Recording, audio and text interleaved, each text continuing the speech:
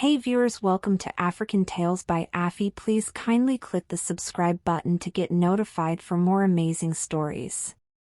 In a small, busy town filled with honking cars, chatter, and the smell of freshly baked bread from the corner bakery, there was a tiny garage squeezed between a flower shop and a shoe store. The big sign above the garage read Lena's Fix-It Garage, painted in blue with stars around the edges. Lena was not your usual mechanic. She wore a bright red bandana, had oil on her cheeks most of the time, and could take apart a car engine faster than anyone else in the town. But what made her special wasn't just her skills, it was the fact that she was the only girl mechanic around. "Are you sure you know what you're doing?" grumbled Mr. Tooley, the baker, one afternoon as he watched her work on his delivery van. Lena wiped her hands on a rag. "Mr. Tooley, you say that every week, and every week I fix your van, don't I?" He chuckled and nodded. "You got me there, kid." Most people in the town liked Lena, even if they didn't always say it out loud. She worked hard, charging only what was fair, and never bragged about how good she was. But still, some people whispered. She should be doing something else, not fixing cars, some would say behind her back. Lena didn't care. She loved her job. She loved the rattle of tools, the purr of engines, and the smell of rubber and metal. What she didn't love was going home to her tiny room above the garage, eating soup from a can, and dreaming of a better future. One hot afternoon, just as she was closing up, a loud screech filled the street. A shiny vintage car rolled up to her garage, steam puffing out of the hood. Out stepped a man wearing sunglasses, a white shirt without a wrinkle, and shoes that probably cost more than Lena's whole toolbox.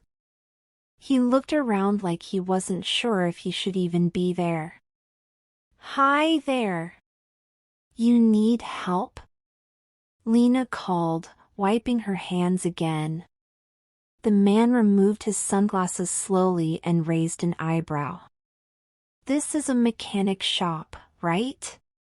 Lena crossed her arms. "You see anyone else wearing a wrench belt and covered in oil?" He smirked. "Touché." The man introduced himself. "I'm Jake. My car, well, it decided to take a nap, apparently." Lena peeked under the hood. "She's overheated and mad. Give me 20 minutes. Jake leaned against the wall, arms crossed. "You're really going to fix that old beauty?" "Watch me," Lena said confidently. 25 minutes and one cold soda later, the engine roared back to life. Jake looked impressed, and maybe a little surprised. "How much do I owe you?" he asked, pulling out a wallet that looked like it belonged in a museum. $20. Jake blinked. "That's it?"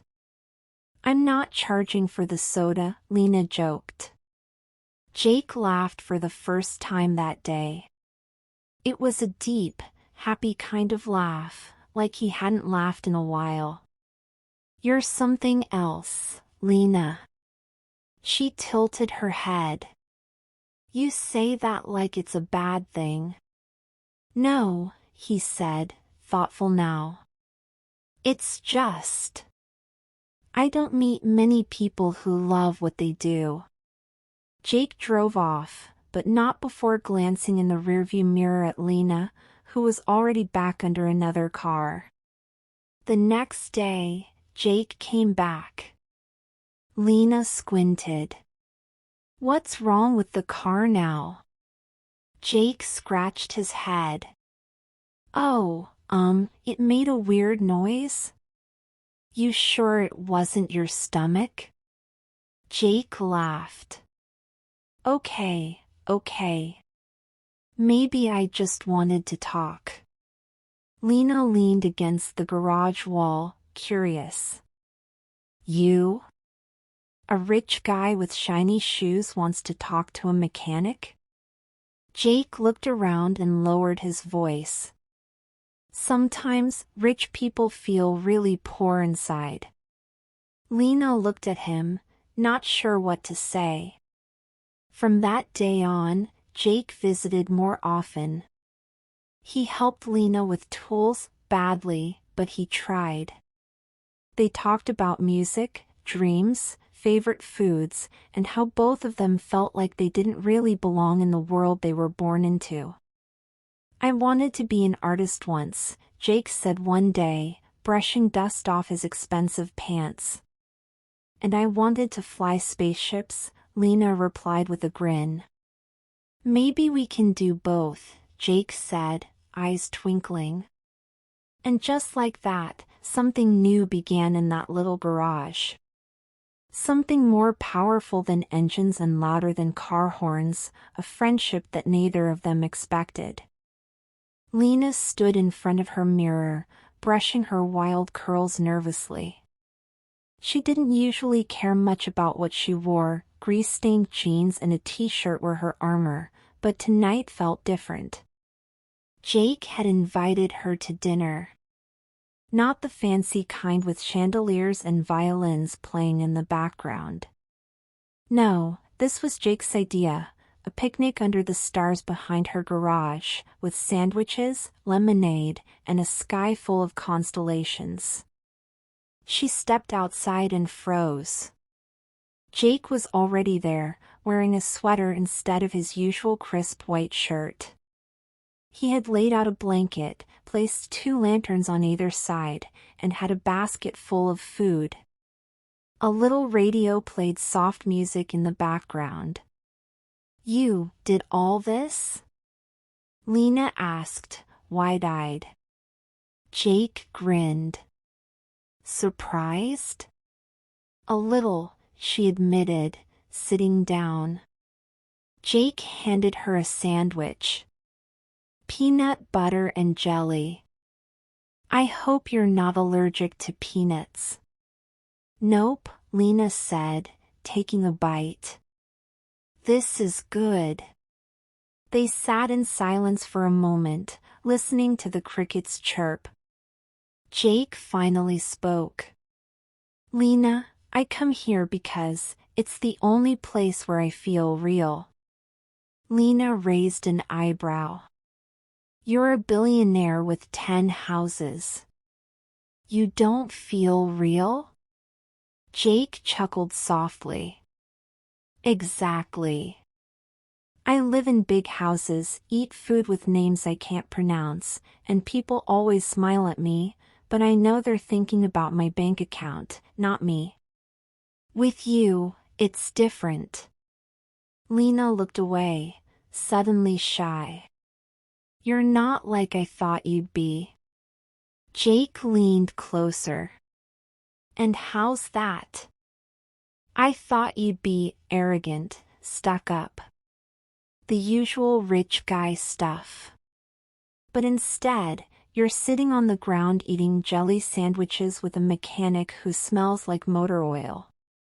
Jake laughed, a warm, deep laugh. I happen to like the smell of motor oil. It reminds me of you. Lena blinked. That's the weirdest compliment I've ever gotten. Jake looked at her seriously now. Lena, I think I like you. More than just a friend. Lena's eyes widened. She stared at the lantern flickering beside them. Jake, this is crazy. You're from one world. I'm from another. Jake nodded. Yeah. But maybe we can make a new world together. Lena pulled her knees to her chest. You don't know what it's like. People already look at me funny because I'm a girl mechanic. If they see me with you, they'll talk. Let them, Jake said firmly. People always talk. But they don't get to decide how we live our lives. Lena shook her head. You don't understand. Your family, your rich friends, they'll never accept someone like me. Jake's eyes darkened. You're right. My parents already know I come here. They sent me messages today. Why are you wasting time at some greasy shop? Think about your reputation. You're a Landon, not some wanderer. Lena whispered, and I'm just Lena. Just a girl who fixes cars and eats canned soup. Jake reached for her hand. You're more than that. You're strong. Honest. You saved me when I didn't even know I needed saving. Lena stared at their hands, surprised by how warm his was. Jake. I'm scared. He nodded. Me too. But maybe that's what makes this real. And then, as the stars sparkled above, Jake leaned forward and kissed Lena softly on the cheek. It was gentle, not rushed, like a secret being shared. Lena looked at him, heart pounding. This changes everything. Good, Jake said, smiling. The next week was like living inside a storybook and a storm. Jake kept visiting. He brought her coffee in the mornings. Helped clean the garage. Sat with her during lunch breaks, sometimes singing old songs off-key just to make her laugh. But not everyone was happy. One afternoon, a black car pulled up in front of Lena's garage. Out stepped a tall woman in heels, holding a purse that probably cost more than the whole garage. I'm Mrs. Landon, she said coldly. Jake's mother. Lena wiped her hands on her jeans. Nice to meet you. Mrs. Landon looked around, frowning at the tools, oil cans, and Jake, who had just walked out with a sandwich in his hand. Jake, she said sharply. We need to talk. Privately. No, Jake replied, standing beside Lena. Anything you have to say, say it here. Mrs. Landon's eyes narrowed. You are throwing away your future. You have meetings with investors next week. A life planned. And you're risking it all for a mechanic? Lena's stomach sank. Jake's voice was calm but strong. You don't see her like I do. She's not just a mechanic. She's the best person I've ever met. Mrs. Landon turned to Lena. You should step aside. Let him live the life he was meant for. Lena clenched her fists. He gets to choose his life. Not you. Not me. Him. Jake took Lena's hand again. We're building something real here. Not made of gold or marble. But it's ours. The black car drove off in a huff. That night, Lena sat on the garage roof with Jake, watching the stars again. Do you regret this? She asked quietly. Jake looked at her, his eyes glowing in the moonlight. Not for 1 second. And even though the world outside buzzed with doubts and whispers, in that moment, all Lena heard was the quiet beating of two hearts that refused to give up. It had been 1 year since Jake first walked into Lena's garage with his broken vintage car, and now, nothing in their lives looked the same. The little garage, once quiet and filled only with the clinking of tools and the hum of engines, now buzzed with laughter, music, and voices. The big sign that once read Lena's Fix-It Garage had a new name painted underneath in bright green letters. The workshop, learn, build, grow.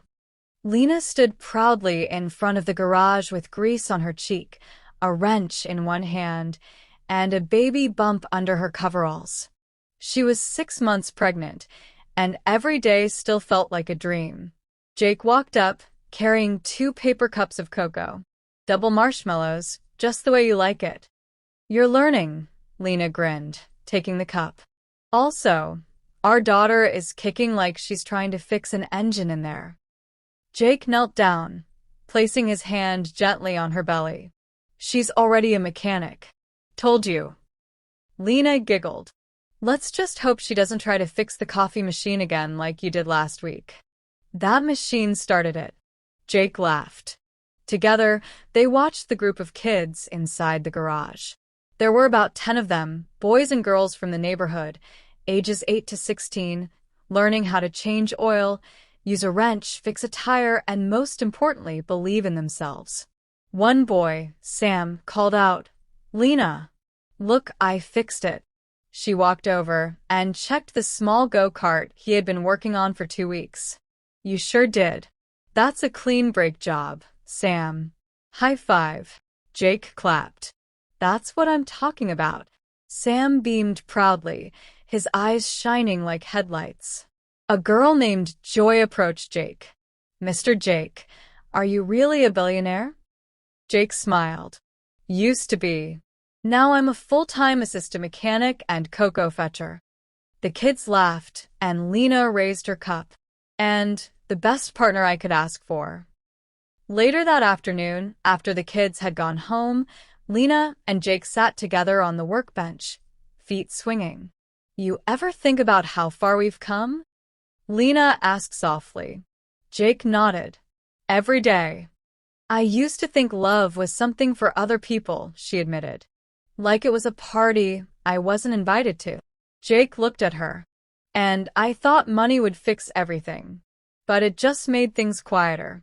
Lonelier.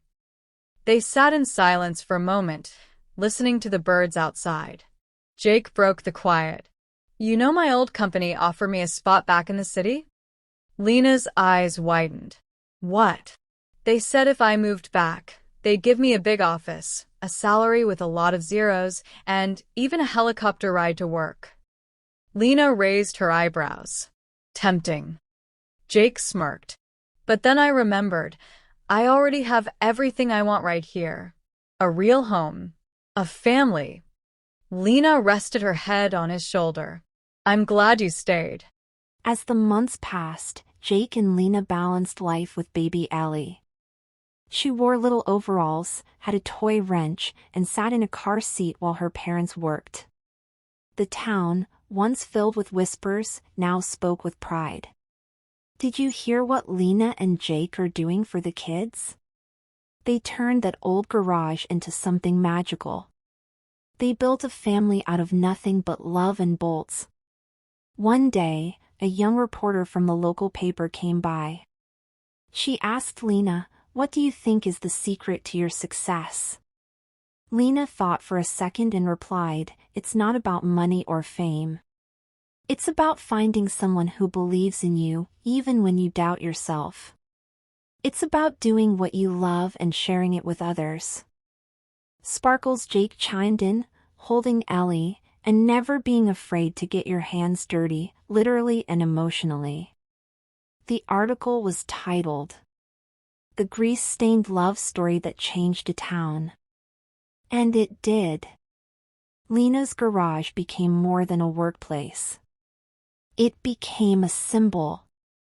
A reminder that no matter where you come from, who you are, or how others see you, love, hard work, and kindness can build something unshakable. And every night, as the lights turned off, Lena would kiss baby Ellie goodnight and whisper, "You can be anything." Because we built this life with love. And love is the strongest tool of all. Hello tribe, hope we enjoyed today's story. Please kindly put what you've learned in the comments section. Please remember to hit the like button, share this to your friends and family, as well as subscribe to see you on the next one. Bye.